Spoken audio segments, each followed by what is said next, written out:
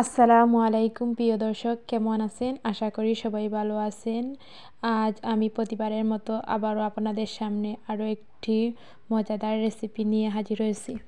বাঙালিদের বরাবরই সব মুখরোচকের খাবারের মধ্যে একটি এই খাবার হচ্ছে কচুরলতি।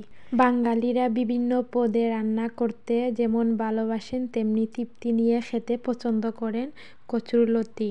মোটামুটিভাবে লতি দিয়ে বেশ ভালো হয় ইলিশ, চিংড়ি মাছ অথবা মাছে শুটকি, যেমন আমাদের সিলেটে সবাই শুটকি দিয়ে পছন্দ করে। তো দেরি না করে শুরু করা যাক। প্রথমেই দেখতে পারা আমি লতিগুলো ধুয়ে পরিষ্কার করে নিয়ে একটা পাত্রে ডালিয়ে দিলাম। এখন 1 চামচ লবণ দিয়ে সামান্য পানি দিয়ে সিদ্ধ করে নেব। এই কচুর লতিগুলো আমার বাবার বাড়ি থেকে আনা হয়েছে। তো দেখতে পারা আমি এখন সিদ্ধর জন্য আগুন দিয়ে দিলাম। এখন সিদ্ধ হওয়ার জন্য ঢাকনা দিয়ে ঢেকে দিলাম। পাশাপাশি আমি 3টা শীতল শুটকি জাল করে নেব।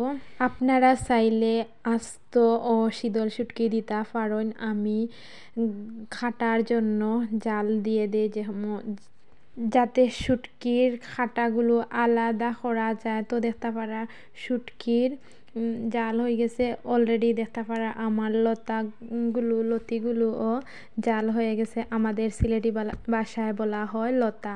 তো দেখতে পারা এখন আমি পানি নিজিয়ে নিলাম। আমরা বাঙালি মানুষ সব সময় আমার কাছে মনে হয় কচুর লতি শুটকি দিয়ে খেতে পছন্দ করেন। তো দেখতে পারা আমি একটা পোনা মাছ নিলাম। এখন আমি লবণ হলুদ দিয়ে মাখিয়ে নিয়ে তেলের মাঝে ভেজে নেব। তো দেখতে পারা গরম তেলের মাঝে দিয়ে দিলাম এক টুকরা করে সবগুলো। বিশেষ করে আমাদের সিলেট এলাকায় শুটকি ছাড়া কোনো কিছু কল্পনা করা যায় না। কম বেশি সবাই শুটকি তরকারি দিয়ে অনায়াসে ভাত খেতে পারে পেট ভরে। তো দেখতে পারা আমার শুটকি জাল অথবা লতাগুলো সিদ্ধ হয়ে গেছে। এখন আমি একটি পাত্রে বাগার দিয়ে নেব সামান্য তেল দিয়ে। প্রথমে দেখতে পারা আমি রসুন দিছি, তারপরে দেব পেঁয়াজ কুচি। মূলত লতাগুলো শুটকি দিয়ে রান্না করলে বাগার ছাড়াও রান্না করা যায়, মজাদার হয়। তো দেখতে পারা আমি লবণ, মরিচ, হলুদ, ধনিয়ার গুঁড়া একসাথে দিয়ে দিলাম। এখন এই পাত্রে একটু পানি দিয়ে দিলাম বাগারে। ভালো করে বাগার কষিয়ে নেব। আমি সামান্য তেল দিয়েছি। তেল না দিলেও কচুর লতি খেতে খুব ভালো লাগে। তো একটু আমি মজাদার হবার জন্য তেল দিয়ে বাগার করিয়ে নিলাম। তো আমার সিদ্ধ করা লতিগুলো আমি বাগারে দিয়ে দিলাম। এখন আমি ভালো করে আলতো করে নাড়িয়ে নিব। তারপরে আমি জাল করা শুটকির পানিগুলো দিয়ে দেব লতার মাঝে দেওয়ার পরে আমি কাঁচামরিচ দিছি না। তো এখন আমি সামান্য নাগামরিচ, আমাদের সিলেটি ভাষায় নাগামরিচ বলা হয়, সামান্য নাগামরিচ দিলাম অর্ধেক। সামান্য লতির জন্য অর্ধেক দিলাম।